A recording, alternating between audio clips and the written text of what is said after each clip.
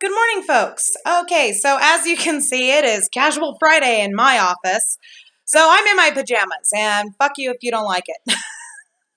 Now, I know I said last night that my next video was going to be on Scott Taddick's trial testimony, but then I read the stupidest shit on the planet, and I felt the need to rebut. So I was scrolling through some stuff this morning, and I found this article, How the Avery Conspiracy Theory Falls Apart. And it's by Miss Jessica McBride. And I read this on onmilwaukee.com. I'll throw a link in the bottom. Enjoy. Now, Miss McBride, she of the expert research. God, this is some real in-depth investigative journalism here, folks. This article was published on January 8th, and she stated in the article, in the first fucking paragraph, that she spent 1 week researching this case. 1 week to research an 18-month-long fucking case. Miss McBride, stop it. And in her research, she states that her research consisted of reading hundreds of pages of trial transcripts and Brendan Dassey's confession. One confession. Oh my Lord, Miss McBride. What would we do without you? Now, she states, and this is about the time that I had to stop reading for a second to compose myself because I started yelling at my computer and scaring the shit out of it. She states, and I quote, "We are to believe cops smeared a little blood around, planted a key and bullet, and maybe moved a car." No, Miss McBride, that is not what you are to believe. You are to use your fucking brain!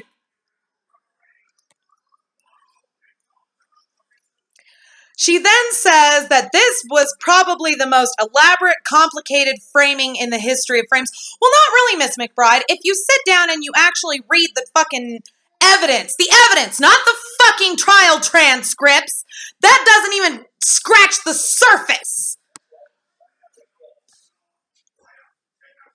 If you had actually gone through the fucking case file, you would have seen that it didn't need to be very elaborate.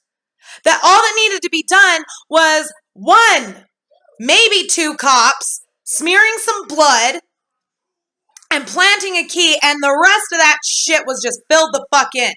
Okay? And she then says that the cops must be such geniuses that they didn't leave a speck of their own DNA. You do realize that these police officers were wearing fucking gloves because while they were planting shit, they were investigating. You fucking moron.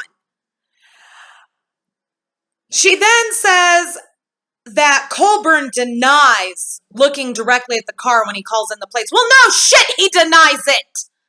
Of course he would deny it. Duh! Oh my God! Are you really this thick? And people pay you to write this drivel?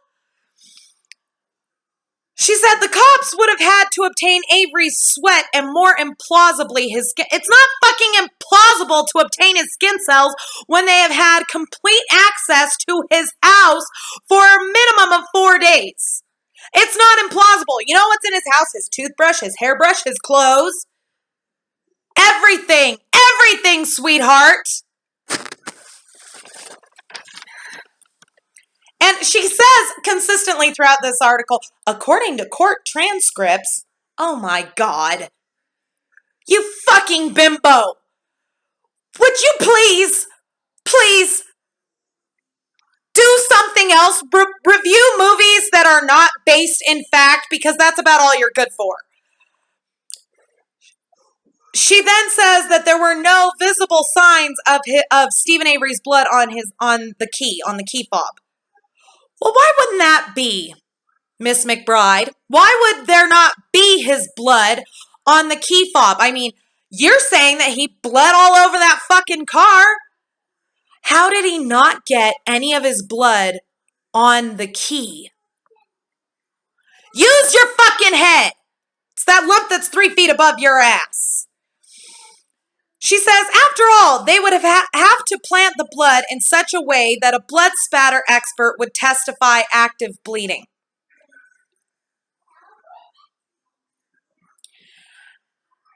It's very simple, Miss McBride. In order for it to be ruled out as not active bleeding, it would have had to be proven to contain EDTA, which even the experts testified that the EDTA test was faulty. And it's not that difficult to plant blood in such a way that it looks like active bleeding. You simply drip it from a fucking dropper. Jesus Christ. And she then said that the killer had to be a genius to not get his own DNA or fingerprints in the car. Well, you know, Miss McBride, they actually did find a fucking fingerprint on the hood of the car that Steven Avery and his entire family did not match. The only people they didn't run that fucking fingerprint against was Bobby Dassey and Scott Taddick, which you would have known had you read something other than the trial transcripts.